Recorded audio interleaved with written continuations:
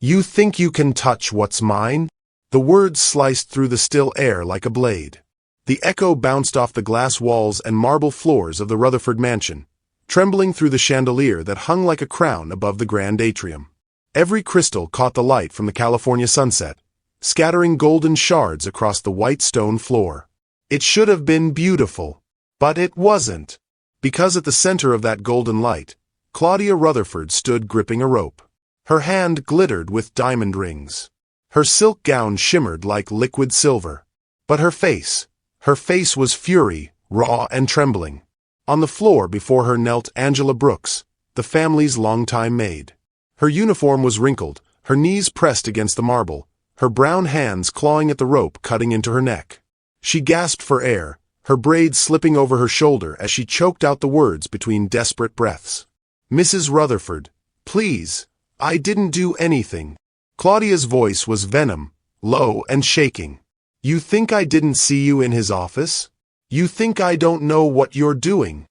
Ma'am, I swear, Mr. Rutherford fainted. His blood sugar, he needed help. Angela's voice cracked. I was helping him. Helping him. Claudia yanked the rope tighter, her manicured fingers tightening their grip. That's what you call it. Angela coughed, her voice fading to a whisper. Please, he's your husband. Exactly. Claudia's scream tore through the house. My husband. And you, she jerked the rope, forcing Angela's head upward. You don't belong anywhere near him. The sound that followed was haunting. A muffled sob, the scrape of rope against skin, the faint chime of the chandelier swaying above them. Somewhere in the distance, the sound of a closing door echoed down the hall. A dog barked once, then silence. Angela's fingers trembled around the rope, her voice barely audible. He's sick, ma'am. I was just helping. Don't lie to me, Claudia hissed. Her eyes glistened, not with tears, but with something darker. Jealousy, fear, possession. Her world had always been about appearances. The magazine covers, the red carpet photos, the interviews about her perfect marriage to tech billionaire Richard Rutherford. But lately, Richard had been distant, tired, always buried in work, always distracted. And the maid, Angela, had been there more and more, quiet, calm, patient. Too patient. That patience was the match that lit Claudia's fury. Do you know what happens to people who forget their place? Claudia whispered through gritted teeth, her hand trembling as she pulled again. They get reminded. Angela's eyes widened, filled with tears. Please, she gasped. I can't breathe. And then, Claudia. The voice cut through the air, deep and sharp as thunder. Both women froze. At the top of the staircase stood Richard Rutherford, billionaire, founder of Rutherford Tech, and the man whose face had been on Forbes covers for a decade. His tailored suit jacket was unbuttoned, his tie loose, his expression unreadable. Behind him, the late sunlight framed his tall figure like a silhouette. Richard, Claudia started, her tone shifting instantly, her voice high and trembling. I can explain. He didn't move, didn't blink. His eyes locked on the rope, then on the bruises beginning to bloom around Angela's neck. What, he said quietly, are you doing?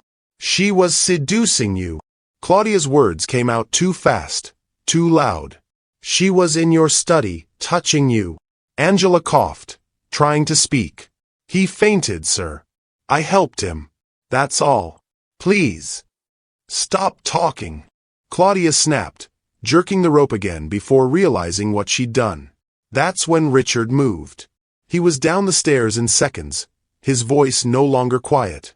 Claudia dropped the rope. She hesitated, trembling, her jaw tight with panic. You don't believe her, do you? She's lying. She's trying to ruin us. Drop it. Richard, Now. His tone was cold, final. The kind of voice that silences everything else. For a moment, Claudia just stood there, frozen, caught between pride and fear. Then, slowly, she let go. The rope slipped from her hand, unraveling onto the floor with a soft thud. Angela crumpled to her knees, gasping for breath. Her shaking hands touched her neck, feeling the raw heat where the rope had been. Richard didn't speak. He stepped forward, picked up the rope, and stared at it for a long moment. The sunlight caught the fibers, turning them white gold in his hand. Then he looked at Claudia. "What is wrong with you?" Claudia's voice cracked. "You're defending her?" "I'm stopping you," he said, his tone calm but dangerous. "There's a difference." Her face twisted. "You think she's innocent? You think I'm crazy?" "I think," he said quietly, "I just saw my wife assault a woman who's served this family for 20 years. The air went still. The weight of his words seemed to echo through the massive house, reaching every corner that had ever held a secret. Claudia's face turned pale. "You're humiliating me." In front of her. Richard didn't answer. He turned toward Angela instead. "Are you hurt?" Angela's voice trembled. "No, sir. Just scared." "Go upstairs," he said gently. "Take the night off. Please."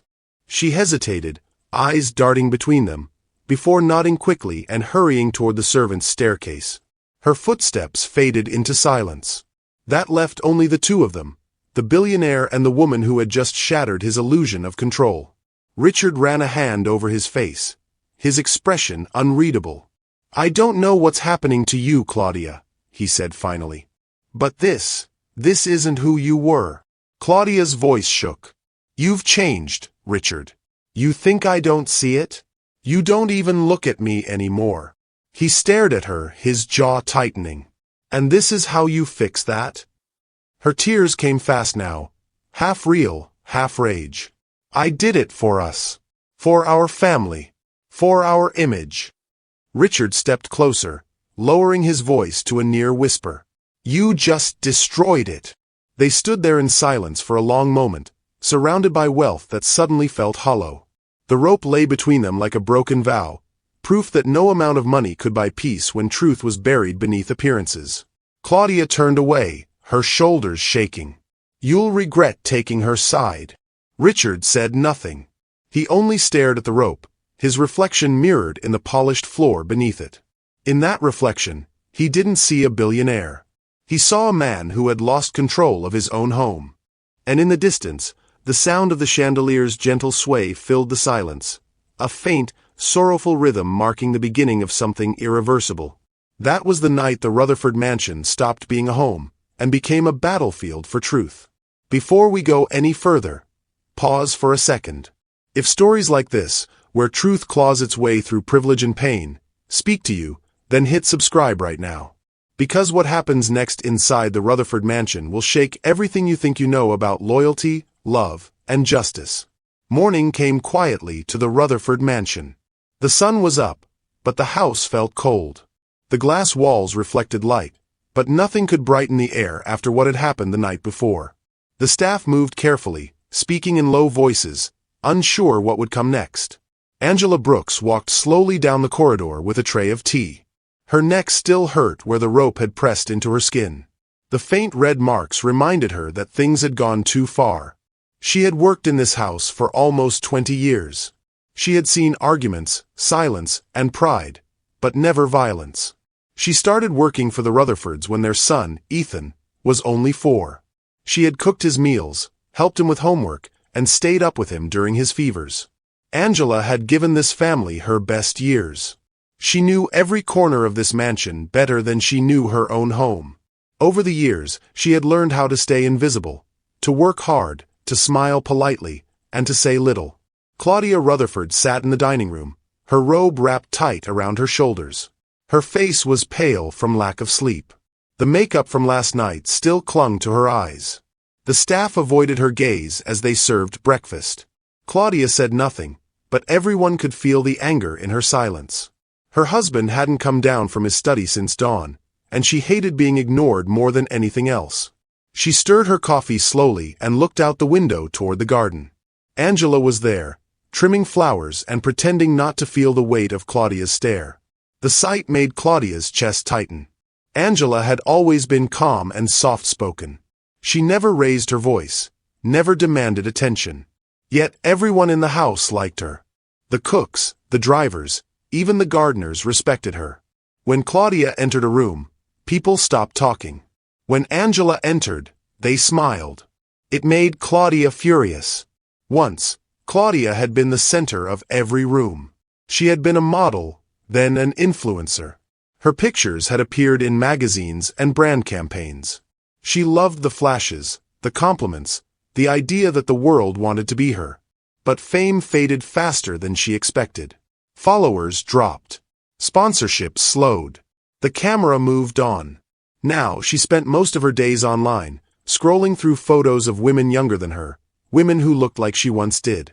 Her smile had become part of her survival. Behind it, she feared being forgotten, not just by the world, but by her husband. Richard Rutherford was in his study again. He had been awake since before sunrise. His company, Rutherford Tech, ran smoothly, but he was buried in new projects, new meetings, new numbers. He lived by schedules, not emotions. He loved control, not conversation. He wasn't cruel, but he wasn't close either. He thought that paying for everything, the staff, the cars, the house, was enough. He didn't see that what Claudia wanted was attention. What she got instead was distance. The gap between them grew, quietly but steadily. Claudia filled that gap with jealousy. That morning, as Richard typed on his laptop, his phone buzzed. It was a message from Marcus Hale, the head of security. "I checked the footage," the message said. "The camera in the atrium was down during the incident. You may want to look into that." Richard frowned. Marcus had been with the family for 8 years. A former Marine, professional, quiet, always on time. Richard trusted him. He didn't notice the way Marcus's tone had changed lately. Less like an employee, more like a partner. Claudia noticed. Later that day, Marcus came to the house. Claudia met him in the security room, where the screens showed live footage of the estate. They spoke quietly, standing too close. The cameras caught nothing. That room was one of the few without audio. "Everything calm today?" Marcus asked. Claudia gave a short, cold laugh. "As calm as it can be after your boss humiliated me in my own home." Marcus's jaw tightened. "You should have let me handle it. I told you that woman was trouble." Claudia looked at him sharply. "Angela isn't trouble. She's a threat. She's been here too long. Everyone trusts her more than they trust me. Even Richard." Marcus leaned closer. "So what do you want me to do?" Claudia crossed her arms. Her eyes were tired but determined. "I want her gone. For good. She doesn't come back to this house again. Ever." He hesitated. "That could get messy." Claudia's voice dropped. "Then make it clean." Neither of them noticed the shadow outside the doorway. Angela was standing there, holding a bucket and mop. She had come to clean the hallway and froze when she heard her name. Her heart began to pound. She didn't move until the door closed and their voices faded. Then she turned around and walked quickly toward the laundry room, her hands shaking. She closed the door behind her and took out her small digital recorder. A cheap, pocket-sized one she used to record shopping lists and notes. She pressed the red button, her breath trembling. For a moment, she thought of deleting it. She wasn't supposed to know what she'd heard. But after last night, she knew that silence was dangerous. She placed the recorder in her apron pocket, its small light blinking faintly. Later, when she returned to her small room in the servants' quarters, she played the recording back. Their voices came through clearly.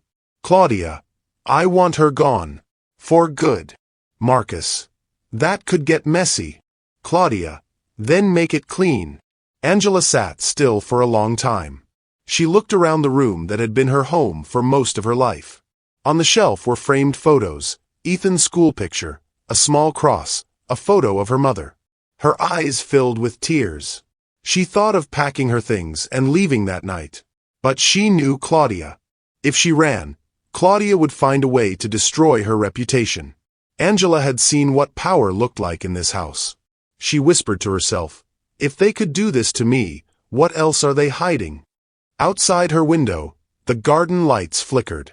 Somewhere in the distance, a car door shut. Inside the mansion, the marble floors gleamed under the lights, polished to perfection. But beneath the shine, Cracks were beginning to form. Cracks no one could ignore for much longer. It was past midnight. The house was silent, but Richard Rutherford was still awake. He sat alone in his study with a half-empty glass of whiskey beside him.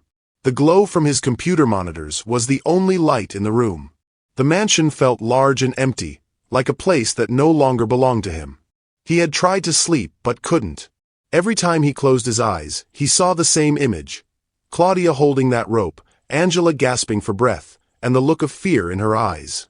He rubbed his face and sighed. The incident kept playing in his head like a scene on repeat.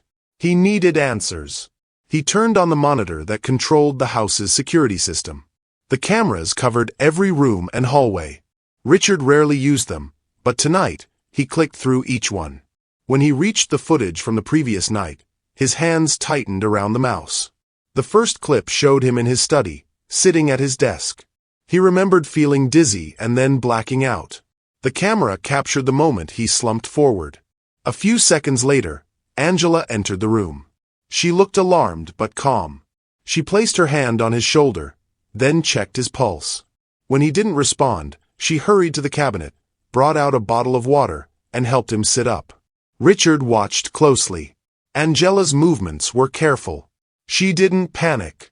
She opened his phone, probably to call for help, then wiped his forehead with a towel. There was nothing unusual, nothing improper, just care and concern. He leaned back in his chair, feeling a wave of guilt. Claudia had accused Angela of trying to seduce him. But here on the screen, he could see the truth. Angela was doing her job. Nothing more.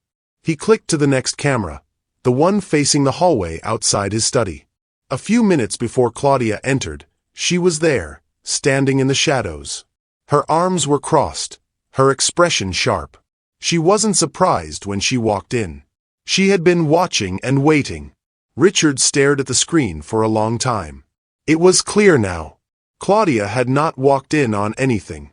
She had planned her entrance. She had wanted a scene. He played the footage again. Each time, the details became clearer, the tightness in Claudia's jaw, the rope in her hand, Angela's face turning red. He paused the video where the rope pulled against Angela's neck. The bruises were faint on the grainy screen, but they were there. He took a deep breath. His chest felt heavy. He had let this happen under his roof.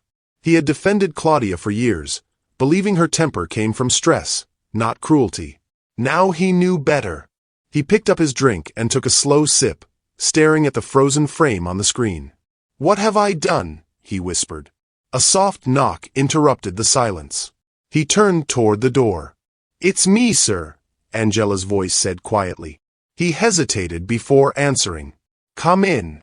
Angela stepped inside, holding a small flash drive in her hand. She looked nervous. Her eyes were tired, and the marks on her neck were still visible. "I'm sorry to disturb you," she said, "but I think you need to hear this." Richard frowned. "What is it?" She placed the flash drive on his desk. "Something I recorded. I wasn't sure if I should bring it, but after what happened, I think it's right." He looked at her. "You recorded something?" "Yes," she said. "I overheard Mrs. Rutherford and Mr. Hale talking yesterday. I didn't understand everything at first, but it didn't sound right." Richard hesitated, then inserted the drive into his computer. He opened the audio file. A crackle of static came first, then voices. Claudia's voice came through, low but sharp. "If she's gone, no one will question the new will. Once Richard signs, it's ours." Then came another voice, Marcus Hale. Calm, controlled. "You're sure he won't notice the changes?" Claudia laughed. "He signs whatever I put in front of him. He always has." Richard froze. His hand hovered above the mouse. He felt his stomach twist. Marcus spoke again. "And the maid." "She's a problem," Claudia said coldly. "She knows too much. If she stays, she'll ruin everything. Get rid of her." The recording ended. Angela looked at the floor, unsure what to say. The silence in the room was long. Richard couldn't move. He couldn't believe what he'd just heard. "She wanted me gone," Angela said quietly. I think she was planning more than just firing me. Richard nodded slowly. His voice was quiet. She wasn't just jealous. She was planning to take everything. He turned back to the screen, his reflection staring back at him in the dark glass. All this time, he thought Claudia's anger came from insecurity. Now he knew it came from greed. Angela took a small step back. I thought you should know before it's too late. He looked at her, his expression heavy with regret. You didn't have to bring this. Yes, I did, she said. If I didn't, she'd hurt someone else. Richard's eyes softened. Thank you. She nodded and turned to leave, but before she reached the door, he said, Angela. She stopped. I'm sorry, he said, for not protecting you. She gave a small, tired smile. You saw the truth now. That's what matters. Then she left the room. Richard sat there for a long time. The monitors still glowed behind him. On one screen, Angela's earlier kindness played again. On another, Claudia's cruel outburst. Two sides of the same house, the same night. He poured the rest of his drink down the sink. He couldn't stand the taste anymore. He clicked back through the recordings, saving copies of each one to a separate drive. If Claudia could plan behind his back, then he had to be ready. He needed proof. When the files were copied, he leaned back in his chair and stared at the rope sitting on the corner of his desk. It was the same one from the night before. He had picked it up after the fight and kept it, unsure why. Now, it felt like evidence. He whispered to himself, the footage doesn't lie. But neither does the silence. The lights from the screens flickered across his face. Somewhere outside, the wind rattled the windows. Inside the study, everything felt still. For the first time in years, Richard Rutherford realized that all his success, his reputation, and his control meant nothing if he couldn't see the truth in his own home. He turned off the monitors and sat quietly, his mind already forming the next step. This wasn't over. Not yet. Tomorrow, he would confront his wife, and this time, she wouldn't be able to hide behind her lies. The bedroom was quiet. The curtains were half closed, and the lights were dim. Claudia Rutherford sat in front of her vanity, brushing her hair. The table was full of makeup products, jewelry, and perfume bottles. Her reflection looked calm, but her eyes were empty. She was practicing a speech in front of the mirror, trying to sound sincere. Yesterday was a misunderstanding, she said softly. It was stress, exhaustion, and poor judgment. She paused, adjusted her tone, and continued. I've spoken to my husband, and we're moving forward as a family. She smiled faintly at her own reflection. It was the same smile she had used in every interview for years. Smooth, practiced, and empty.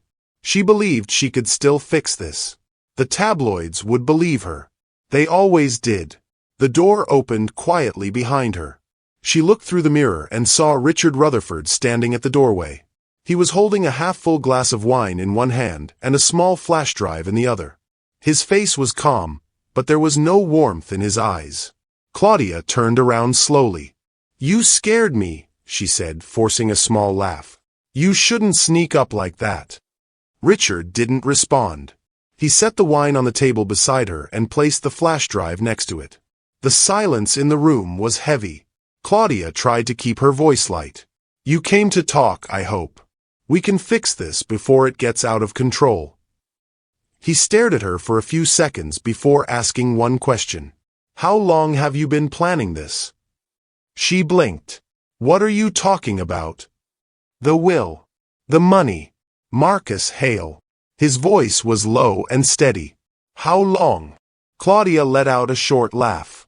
Richard, you sound ridiculous. You've been working too much.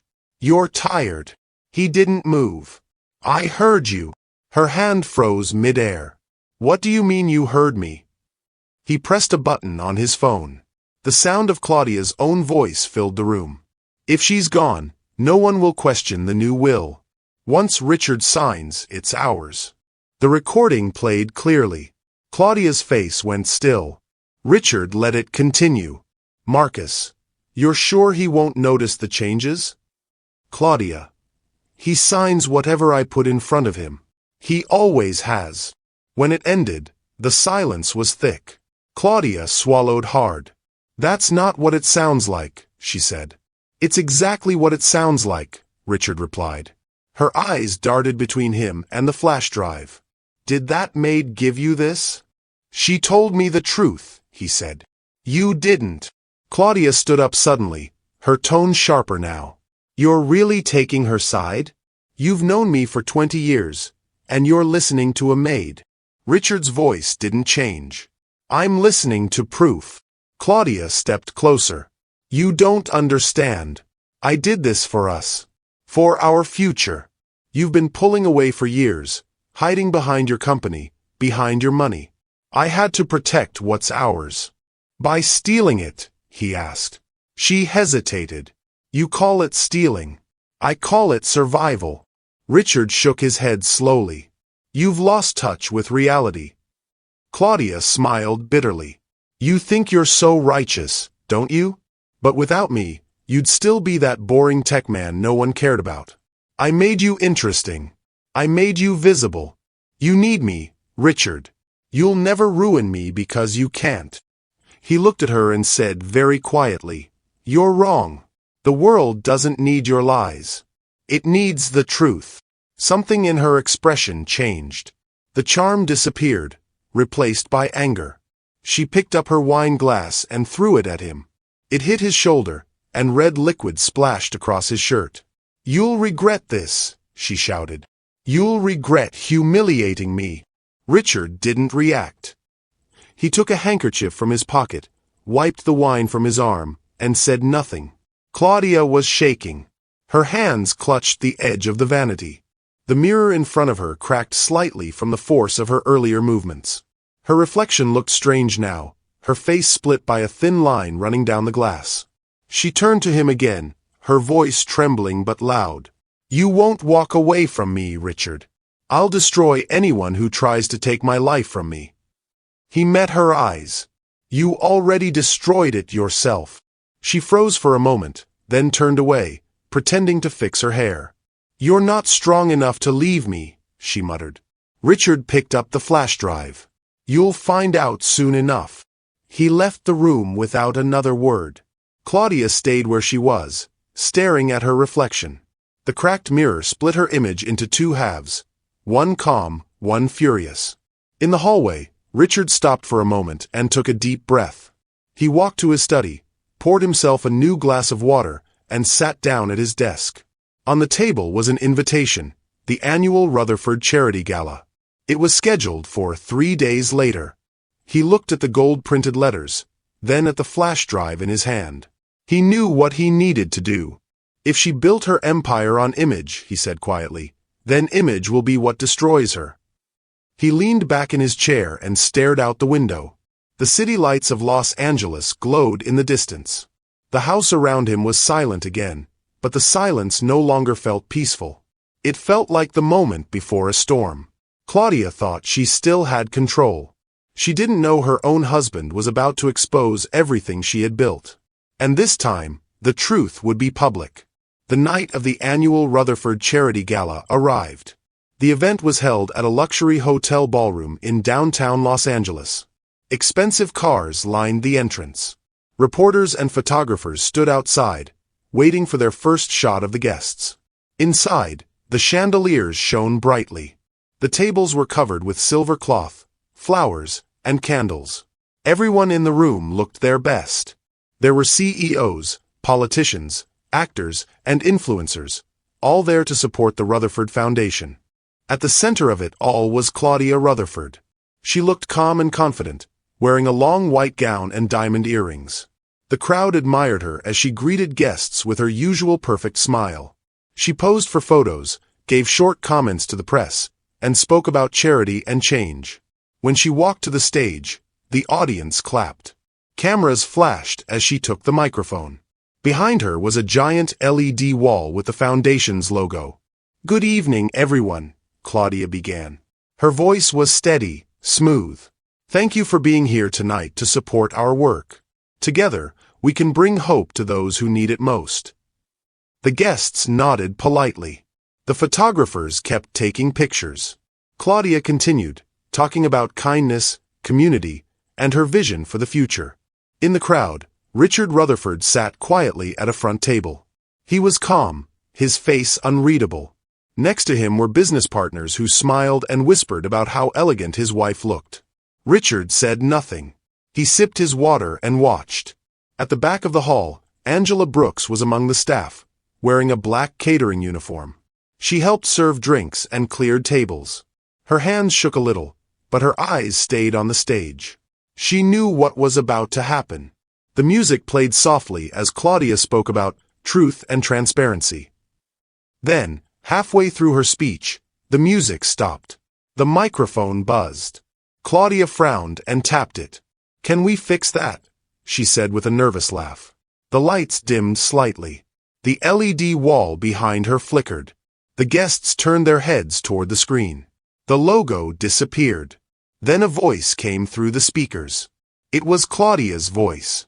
Clear. Cold. "Once she's gone, the will is mine." The entire hall fell silent. Whispers began to spread across the tables. People looked at one another, confused. Claudia froze. "That's not. Turn that off," she said quickly, glancing toward the control booth. But it continued. "He signs whatever I put in front of him. He always has." A murmur ran through the crowd. Several people pulled out their phones and started recording. The next moment, the screen changed again. The video showed footage from the mansion. Claudia was holding a rope. Angela was on the floor. The guests gasped. In the video, Claudia's voice screamed insults. The room in the footage was bright and clear. Angela choking, Claudia's hand pulling the rope tighter. Then Richard appeared in the doorway, shouting for her to stop. The room at the gala went completely still. On stage, Claudia panicked. She ran to the edge of the platform and shouted, "Turn it off right now. Do you hear me? Turn it off." Richard stood slowly from his seat. His voice carried across the hall. "Truth doesn't need permission." The guests turned toward him. Cameras flashed. Claudia froze on stage, staring at him in disbelief. "You did this," she shouted. Richard didn't answer. He just looked at her. The footage ended. The lights came back on, but the silence remained. No one clapped. No one spoke. The image of Claudia dragging Angela replayed in everyone's mind. Finally, Claudia screamed, "You'll regret humiliating me." She grabbed her wine glass and threw it toward Richard. It missed and shattered on the floor. Then she stormed off the stage, her heels echoing against the marble as security followed her out. Reporters rushed toward Richard. Cameras pointed at him. Questions filled the air. "Mr. Rutherford, is this real footage? Did your wife attack an employee? Will there be charges?" He said nothing. He only nodded to one of his assistants, who escorted the press outside. At the back of the room, Angela stood frozen. She didn't move until she noticed people turning toward her. Some of the guests began clapping quietly. Then more joined. It wasn't loud, but it was sincere. She didn't understand at first. Then she realized they weren't applauding the drama. They were showing respect. One of the servers touched her arm gently. "You're brave," she whispered. Angela's eyes filled with tears, but she didn't speak. Richard walked across the hall toward her. The crowd moved aside. When he reached her, he said quietly, "You saved more than me tonight.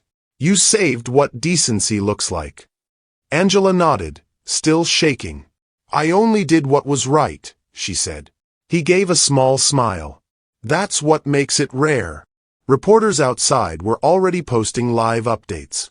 Within an hour, clips from the gala were everywhere. Twitter, Instagram, news sites.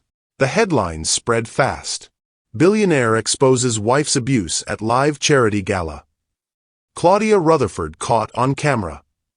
Angela Brooks, the maid who stood for the truth. By the next morning, millions had watched the video. Some were shocked. Others praised Richard for not hiding the truth. The story became the most searched topic of the week. In that ballroom, though, after the crowd had left, things were quiet again. The staff was cleaning up, removing glasses and plates. The broken wine glass from Claudia's outburst lay in pieces on the floor. Angela bent down to help pick them up. Richard stopped her. "Leave it," he said. "You've done enough." She nodded and stepped back. He looked around the empty hall, then at the stage where Claudia had stood hours earlier. "It's strange," he said. "All that noise, and now silence." Angela looked at him.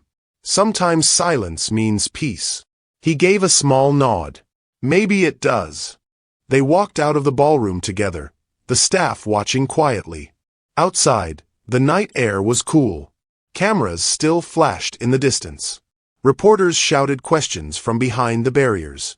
Richard ignored them. Angela did too. They got into the car waiting at the curb. As the car pulled away, the city lights reflected on the windows. Inside, no one spoke. Both of them were thinking about the same thing. The truth was finally out, but life would never go back to what it was. For the first time in years, Richard felt calm. The lie was gone. The house, the name, the image. All of it would be rebuilt, but this time on honesty, not illusion. He looked at Angela. "Tomorrow, I'll call my lawyer. You'll never have to work for her again." Angela smiled faintly. "Thank you, sir." He looked ahead at the road. "No. Thank you." The car drove off into the city night, leaving behind a ballroom full of broken glass and questions. But one thing was clear, the truth had finally won. Months passed after the gala, but the world did not move on quickly. The internet was flooded with headlines. Every news channel repeated the same story. Billionaire exposes wife's abuse at charity gala. The video spread everywhere. People debated, judged, and speculated. Some said Richard was brave for showing the truth. Others said he should have kept the matter private. But the one thing no one disagreed on was this: Claudia Rutherford's career was over. She vanished after the event. For weeks, no one knew where she went. Then one morning, the news reported that her car had been found near the Pacific Coast Highway. It had crashed into a barrier. Claudia was alive but seriously injured. The photos showed her being taken to the hospital, her face pale and her arm in a sling. When she recovered, she stayed out of the public eye. Brands cut ties. Her sponsors left. The mansion was sold. Her name disappeared from magazines. The same internet that once celebrated her now mocked her. She never gave an interview again. Meanwhile, the police opened an investigation into Marcus Hale, the security chief. Evidence of fraud and blackmail was found on his devices. He was arrested quietly and later sentenced to prison. The recordings that Angela had saved exposed everything he had done with Claudia. His calm, loyal image was gone. For Angela Brooks, life changed in a different way. Reporters tried to reach her for interviews, but she refused them all. She didn't want attention. She wanted peace. Richard offered her full financial compensation, but she asked for something else instead, a chance to help others like her. Together, they started the Brooks Foundation, an organization that supported domestic workers. The foundation helped train housekeepers, nannies, and caregivers to know their rights and protect themselves from abuse. Angela became its quiet leader, though she preferred to stay behind the scenes. At first, Richard stayed busy rebuilding his company's image. But after a while, he began visiting the foundation more often. He donated equipment, funded programs, and gave talks about fairness and accountability. The scandal had changed him. His elderly father, Arthur Rutherford, watched all this with quiet pride. One afternoon, as Richard visited him at the family estate, Arthur said something he never forgot. "Truth always comes home," he told his son. "It may take time, but it never loses its way." A few months later, Arthur passed away peacefully in his sleep. The funeral was small, attended only by family and a few close friends. During the service, Richard thought about his father's words and how right they were. Years went by. The public slowly forgot about the scandal, but the people involved never did. Richard continued to run his company, though he spoke less in public. He had become quieter, more thoughtful. One day, he drove to a small community center on the outskirts of the city. The sign above the entrance read the Brooks Foundation. Inside, Volunteers were teaching domestic workers about contracts, safety, and fair pay. Posters on the wall showed smiling women holding certificates. At the far end of the room, Angela Brooks stood by a table, sorting papers. She looked older but peaceful. When she saw Richard, her face lit up. "Mr. Rutherford," she said warmly. "It's been a while." He smiled.